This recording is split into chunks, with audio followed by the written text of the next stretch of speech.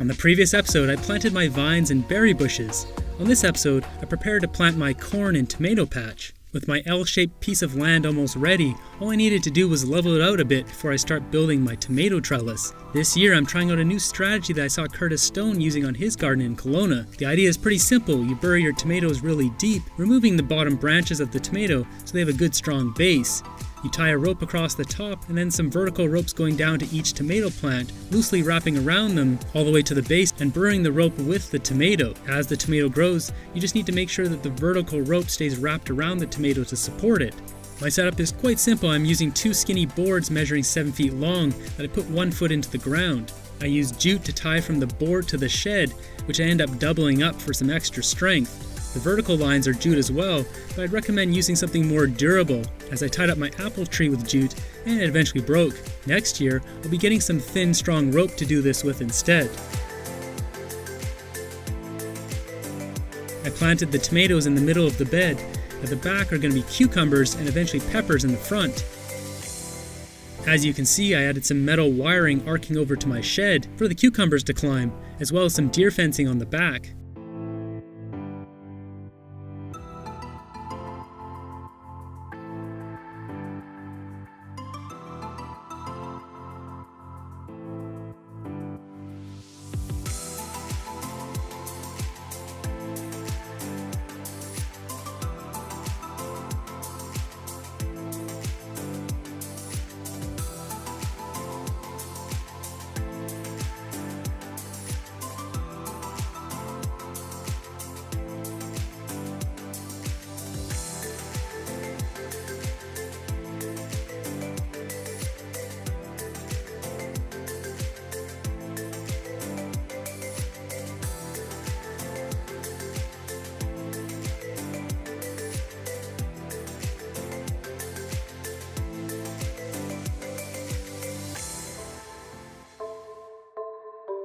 Next up, around this curved brick wall will be my corn. First, it needs to be edged and weeded.